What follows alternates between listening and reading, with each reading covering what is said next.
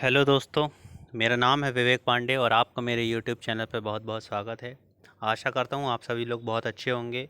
पिछले लेक्चर में मैंने आपको वैदिक सभ्यता के बारे में बताया था, किस तरीके से वैदिक सभ्यता का उदय हुआ और वैदिक सभ्यता दो भागों में बटी थी, पूर्व वैदिक काल और उत्तर वैदिक काल। पूर्व वैदिक काल में ऋग्वेद और उत्तर वैदिक काल में अन्य तीन वेदों का रचना हुई, जिसे वेद त्रयी कहा जाता है।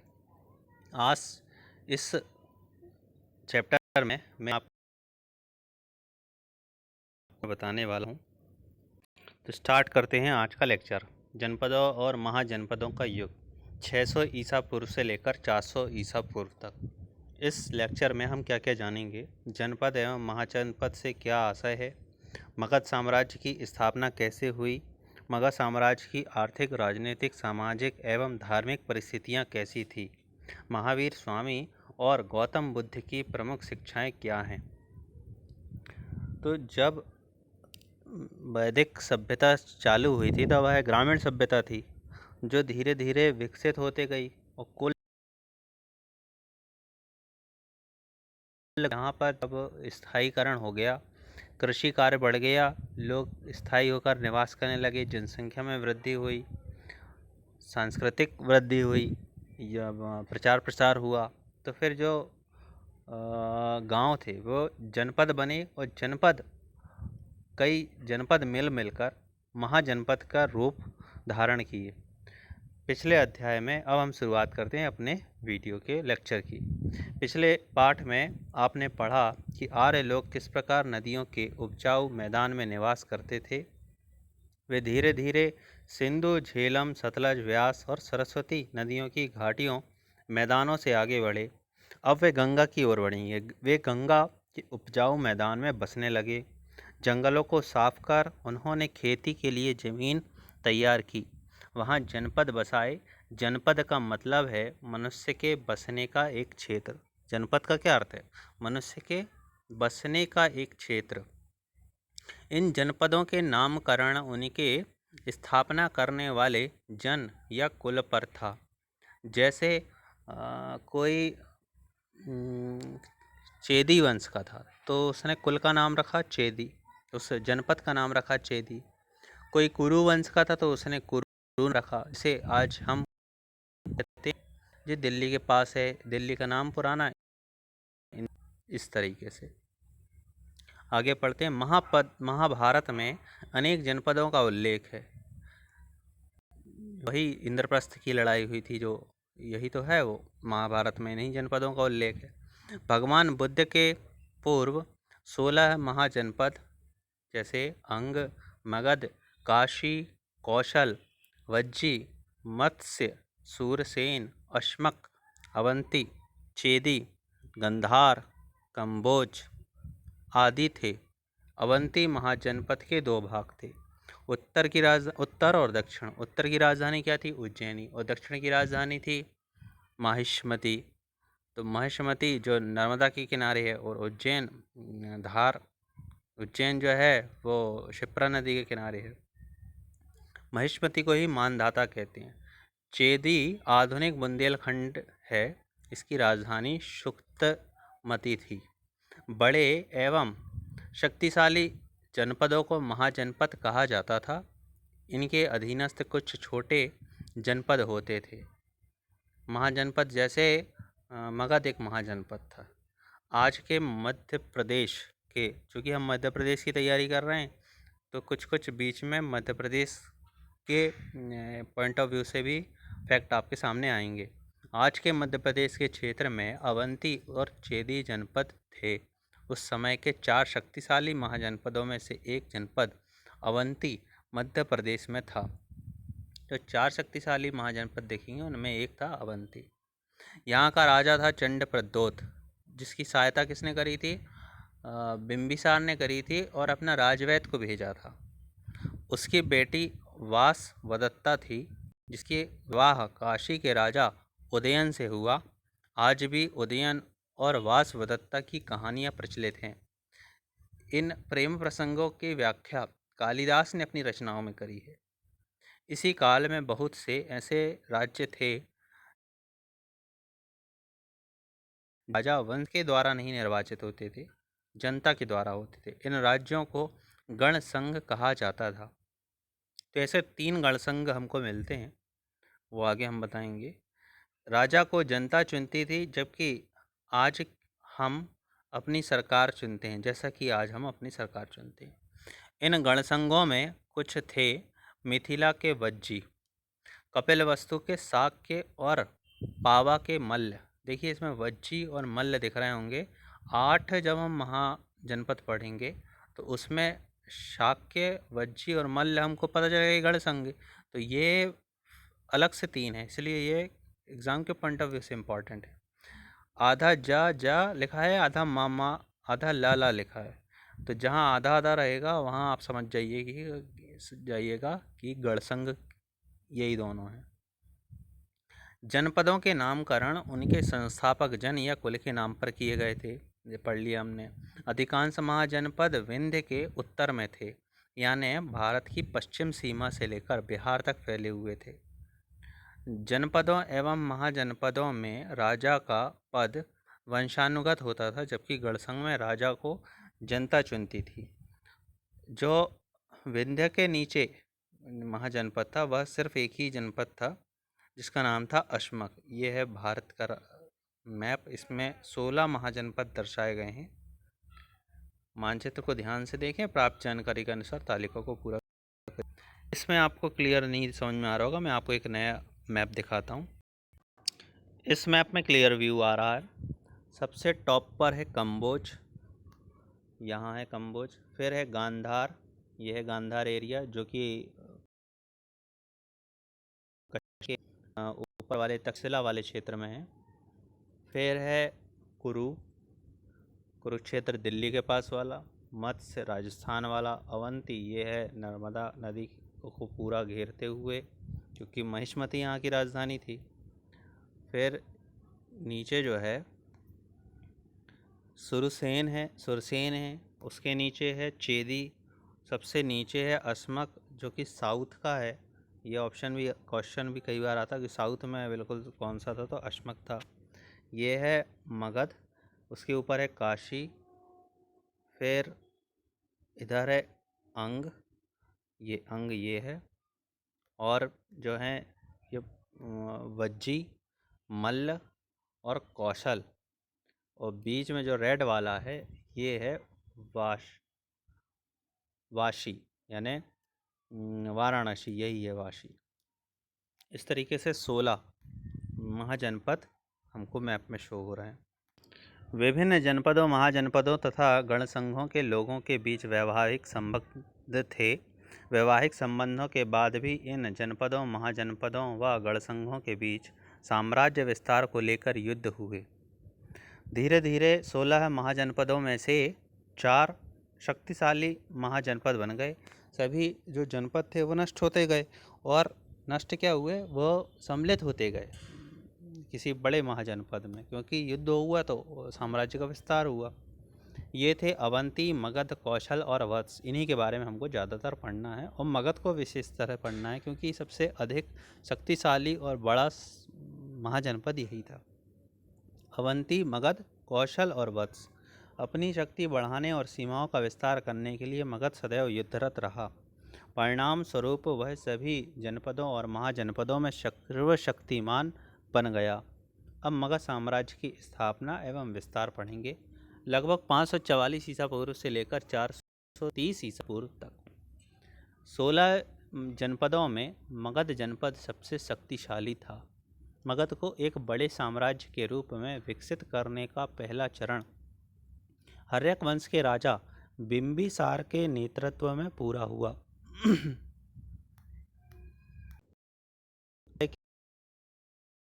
कि वंश कौन सा था, तो हमें याद रखना है बिंबिसार। और पहला राजा कौन था, बिंबिसार। और वंश कौन सा था, हर्यक वंश। उसने अंग को जीतकर अपने राज्य में मिला लिया।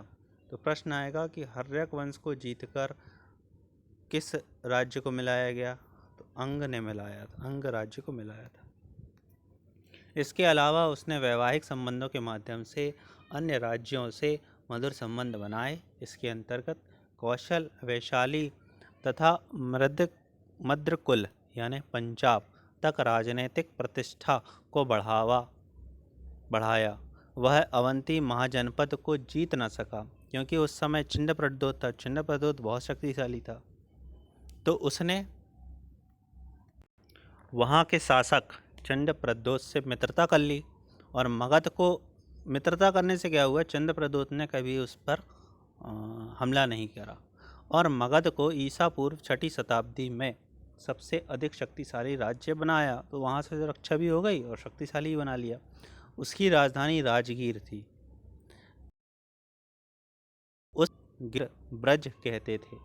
जीवक इसका राजवैद था। इसी को उसने चिंदप्रद्योत के बीमार होने पर भेजा था। अपने पिता बिंबिसार का वध करके अजातशत्रु ने मगध का सिंहासन संभाला। अजातशत्रु ने शासन विस्तार में जहाँ बिंबिसार ने वैवाहिक संबंध स्थापित करे, इसने आक्रामक नीति अपना ली। उसने पिता की रिश्तेदारी का कोई लिहाज न रखा। उसने युद्धों के दौरान नए युद्ध यंत्रों का इस्तेमाल किया। उसकी सेना के पास पत्थर फेंकने वाला महाशिलाकंटक था। जो आपने जो मूवी आई थी बाहुबली फिल्म में, आपने ये सब देखे होंगे, वही यंत्र थे उसके पास। उसके पास एक ऐसा रथ था जिसमें गदा जैसा हथियार जुड़ा हुआ था। इससे युद्ध में लोगों को बड़ी संख्या में मारा जा सकता था। इस यंत्र को रथ मूषल कहा जाता था। अजातशत्रु के बाद उदयन मगध की गद्दी पर बैठा। पहले बिंबिसार, फिर अजातशत्रु, फिर उदयन। इसके काल में मगध का साम्राज्य उत्तर में हिमालय से लेकर दक्षिण में छोटा नागपुर की पहाड़ियों तक फैला हुआ था। उसने गंगा और सोन नदी के संगम पर पाटलिपुत्र नामक शहर बसाया और अपनी राजधानी उसे बना लिया। तो राजगृह से पहली बार परिवर्तित करा किसने राजधानी? उदयन ने। किसने पटना को स्थापित करा? उदयन ने। मगध के सबसे बड़ा शत्रु था अवंती महाजनपद। अवंती उज्जैन का प्राचीन नाम है जो वर्तमान में मध्य प्रदेश का एक प्रमुख रहे। उदयन और अवंती राज के बीच भी संघर्ष चला, परंतु अवंती महाजनपद की स्वतंत्रता बनी रही। बाद में शिशुनाग वंश के राजाओं ने इसे जीतकर अपने साम्राज्य में मिला लिया। यानी हर्यक वंश के बाद अब आएगा शिशुनाग वंश। मगध साम्राज्य के विस्तार एवं उन्नति के निम्न कारण थे। तो अगर प्रश्न आता है कि मगध साम्राज्य के पॉइंटों को ले सकते हैं। पहला, इस क्षेत्र की भूमि उपजाऊ थी जिससे फसलों का अधिक उत्पादन होता था। सही बात है। मगध क्षेत्र में अत्यधिक लोहे के भंडारों के कारण मगध की सेना ने उन्नत हथियार और औजारों का उपयोग किया। तो पहला फसल, दूसरा लोहे का भंडार, तीसरा गंगा नदी में नौकाओं से व्यापार होता था। अतः बंदरगाहों से व्यापारी काफ़ी दूर दूर तक जाते थे और व्यापार करते थे। मगध साम्राज्य की दोनों राजधानियाँ राजगीर और पाटलिपुत्र अत्यधिक सुरक्षित थीं। सुरक्षित राजधानी, बंदरगाह, व्यापार, लोहे का भंडार, कृषि उपज। 4 पॉइंट हो गए बड़े बड़े। मगध की सेना के पास नए युद्ध यंत्र थे जो अन्य सेनाओं के पास नहीं थे। और संख्या, युद्ध में जो सेना होती थी उसकी संख्या बहुत अधिक थी मगध के पास। मगध सम्राटों के पास हाथियों की बड़ी सेना थी, सबसे बड़ी सेना थी। पुराने ज़माने में गज सेना को महत्वपूर्ण माना जाता था। अब आया शिशुनाग वंश। शिशुनाग काशी प्रदेश का शासक था। उसने उदयन के पुत्र नागदशक को सिंहासन से हटाकर अपने वंश की स्थापना करी। तो उदयन का पुत्र हुआ नागदशक। नागदशक एक अयोग्य शासक सिद्ध हुआ। अपने पूर्वजों के जैसे वह शासन न कर सका और मगध के ऊपर, जस्ट ऊपर जो काशी प्रदेश था, उसका शासक था शिशुनाग। उसने इसको मारकर वहाँ पर शिशुनाग वंश की स्थापना कर दी तथा वैशाली को अपनी राजधानी बनाया। उसकी सबसे बड़ी सफलता अवंती यानी उज्जैन के शासक को पराजित करने में थी। इस समय तक उज्जैन भी क्षीण हो गया था और उसने उसको पराजित करा। उज्जैन पर कब्जा करने में मगध को लगभग 100 साल का समय लग गया। अब अवंती का क्षेत्र मगध साम्राज्य में मिल गया था। अवंती के क्षेत्र को मगध में मिलाने वाला पहले शासक का नाम अगर पूछा जाए तो हमको याद रखना है शिशुनाग। नंदवंश, शिशुनाग वंश समाप्त हो गया, अब नंदवंश आ गया। नंदवंश का संस्थापक नंदीवर्धन था और यह चला था 363 से 342 ईसा पूर्व तक। पुराणों में कहा गया है वह बड़ा योग्य, साहसी और प्रसिद्ध महत्वाकांक्षी साम्राज्यवादी सम्राट था। उसने मगध साम्राज्य का खूब विस्तार किया। उसके राजकोष में अपार धन राशि होने के कारण उसे महापद्म नंद भी कहते थे। महापद्म यानी जिसके पास धन बहुत अधिक हो। नंद वंश के साल में ही भारत पर आक्रमण हुआ। सिकंदर मकदूनिया ग्रीस का राजा था। वह विश्व विजय करना चाहता था। पश्चिमोत्तर सीमा में सिंधु नदी पार करके उसने भारत पर आक्रमण किया। 326 ईसा पूर्व में उसने आक्रमण किया।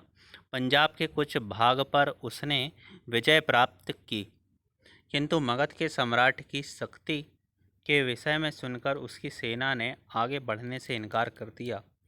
सेना डर गई क्योंकि व्यास नदी के तट से ही सिकंदर वापस लौट गया। जिन क्षेत्रों को उसने जीता था वहां के प्रशासन के लिए उसने अपने प्रतिनिधि नियुक्त कर दिए। सिकंदर के आक्रमण के परिणाम स्वरूप महत्वपूर्ण सिद्ध हुए। इस घटना के कारण भारत और यूनान के बीच सीधा संपर्क स्थापित हो गया। परस्पर व्यापार बढ़ा। सिकंदर के साथ आए यात्रियों ने महत्वपूर्ण भौगोलिक वर्णन किया है। उन्होंने सिकंदर के अभियान का तिथि सहित वर्णन किया, जिससे हमें बाद की घटनाओं को भारतीय कालक्रम को निश्चित आधार पर तैयार करने में सहायता मिलती है। नंद की विशाल सेना में लगभग 20,000 घुड़सवार सैनिक थे, 2 लाख पैदल सैनिक और 2,000 रथ, लगभग 4,000 हाथी थे। भारी संख्या में हाथी रखने के कारण ही मगध के राजा अधिक शक्तिशाली माने जाते थे। नंद वंश के अंतिम शासक घनानंद का वध करके चंद्रगुप्त ने मौर्य साम्राज्य की नींव डाली। अब आ गया मौर्य साम्राज्य। तो उस समय जो लेकिन राजनीतिक और प्रशासनिक जीवन शैली थी वो जानेंगे हम। इस काल में राजा का पद बहुत शक्तिशाली हो गया था। उत्तर वैदिक काल के बाद की घटना है ये। वह अपने राज्य का प्रशासन, अमात्य, मंत्री, अध्यक्ष, पोषक का संग्रह करने वाला, बलि साधक जो बलि ले ले यानी कर ले ले, कर वसूल करने वाला, शौल्किक चुंगी वसूलने वाला और सेनापति ग्रामीण आदि के द्वारा चलाता था। उसे परामर्श देने के लिए परिषद होती थी जिसके सदस्य ब्राह्मण रहते थे। योद्धा और पुरोहित कर से मुक्त होते थे। राजा सैनिकों से उनकी उपज का छठा भाग कर के रूप में प्राप्त करता था। व्यापारियों से माल की बिक्री पर चुंगी वसूली जाती थी। इस काल के सिक्के पर्याप्त मात्रा में मिलते हैं। यह प्रायः तांबे और चांदी के होते थे। इन्हें आहत या ठप्पे लगे पंचमार्क सिक्के कहते हैं। ये रहे पंचमार्क सिक्के आहत, जिन्हें छाप कर बनाया जाता था कुछ। कस्बों को पुर, नगर और बड़े कस्बों को महानगर कहते थे। उज्जैनी, श्रावस्ती, अयोध्या, काशी, कौशाम्बी, चंपा, राजगीर, वैशाली, प्रतिष्ठान, भृगुकच्छ प्रमुख नगर थे। मकान मिट्टी तथा पकी ईंटों के होते थे। नगर के चारों तरफ प्राचीर और विशाल प्रवेश द्वार होते थे।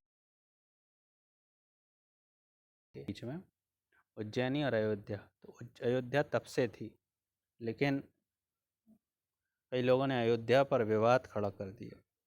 महाजनपदकालीन नगर, देखिए नगर का चित्र दिख रहा है जिसमें प्रवेश द्वार है और आजू बाजू बाउंड्री वॉल खींची हुई है। सामाजिक एवं धार्मिक जीवन। समाज में मुख्यतः 4 वर्ण थे, जैसे पहले ही बताया गया, ब्राह्मण, क्षत्रिय, वैश्य और शूद्र। समाज में 4 वर्ण थे, परंतु अनेक जातियों का उदय होता भी दिखाई पड़ता है। अब चूंकि बौद्ध धर्म, ग्रंथ, जैन धर्म आने वाला है, हार, सुनार, तेल, शराब बनाने वाले आदि अब जातियां बन गई थीं। जाति जन्म से ही जानी जाने लगी। कलाकारों और शिल्पकारों को संगठित किया गया। एक ही पेशे से जुड़े लोगों ने के संगठन को श्रेणी कहा जाता था। धार्मिक कर्मकांड और खर्चीले यज्ञों से लोग विमुख हो रहे थे। दो नए धर्मों का उदय हुआ। इनमें से एक बौद्ध धर्म थे और दूसरा है जैन धर्म। इसी समय महिलाओं की भी दुर्दशा बहुत बढ़ गई थी, खराब हो गई थी उनकी स्थिति। समाज में कर्मकांड बढ़ गए थे, बलि बढ़ने लगी थी, पशुओं की बलि हो रही थी। तो जो पशु पहले वैदिक काल में मनुष्य के काम आते थे, अब उनकी बलि देने लगे लोग, जिससे दान देने लगे लोग ब्राह्मणों को गायों का बहुत ज़्यादा। तो उससे पशुओं की कमी होने लगी, लोग गरीब स्तर का जीवन जीने लगे। पद्मनंद जैसे राजा निरंकुश हो गए।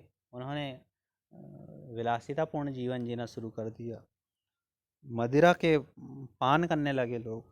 तो इस तरीके से जब अर्थ धर्म की हानि होने लगी, तब कहते हैं ना, भगवान का अवतरण होता है। उसी तरीके से महावीर और बौद्ध दोनों ने नए धर्म को लेकर आए और अवतरित हुए। वर्धमान महावीर। महावीर का जन्म वैशाली गणराज्य में हुआ था। वर्धमान महावीर जैन धर्म के 24वें तीर्थंकर थे। सत्य की खोज में उन्होंने 30 वर्ष की उम्र में ही घर छोड़ दिया। लगभग 12 वर्षों की साधना के बाद उन्हें ज्ञान प्राप्त हुआ। ज्ञान प्राप्ति के बाद लगभग 30 वर्षों तक अपने उपदेशों का प्रचार करते रहे। अंत में लगभग 527 ईसा पूर्व पावापुरी में 72 वर्ष की आयु में महावीर का देहावसान हुआ। महावीर स्वामी की प्रमुख शिक्षा: हिंसा कभी नहीं करनी चाहिए। यहाँ तक कि चींटी को भी नहीं मारते हैं जैन लोग, ये मुझे मालूम है। सत्य का पालन करना चाहिए, हाँ करते हैं। चोरी नहीं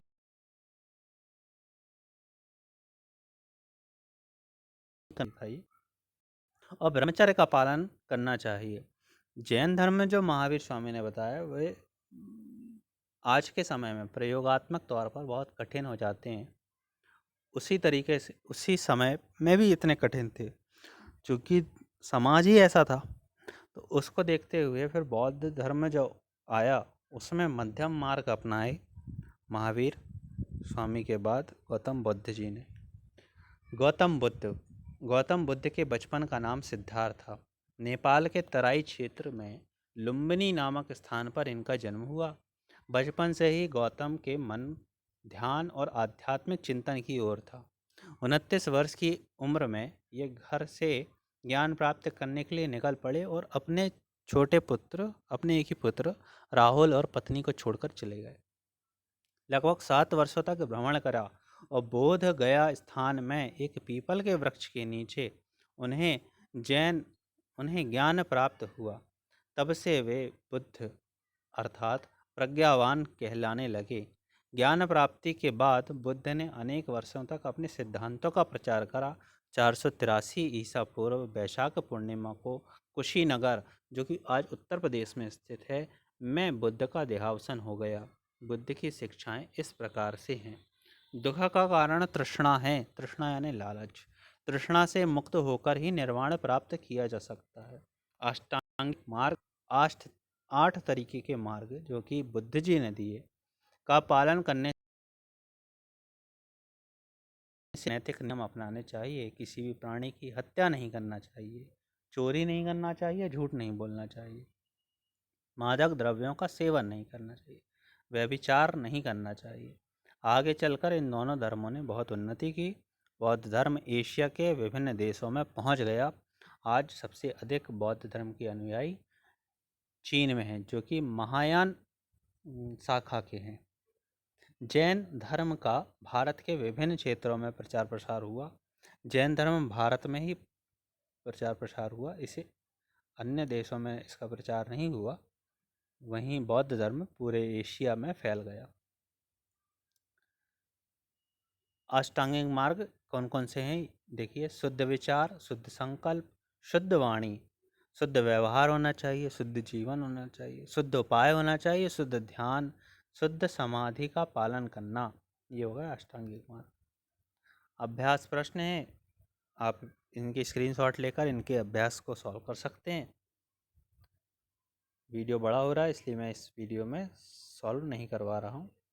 सरल है। बुद्ध का जन्म लुम्बिनी में हुआ। चंद्रप्रद्योत अवंती महाजनपद के शासक थे। बिंबिसार हरण्यक वंश के राजा थे। दोस्तों, आपको मेरा प्रयास अच्छा लगे तो मेरे चैनल को लाइक करिएगा, सब्सक्राइब करिएगा और बेल आइकन को ज़रूर दबाइएगा। थैंक यू दोस्तों, और अपने दोस्तों को शेयर भी करिएगा। थैंक यू दोस्तों।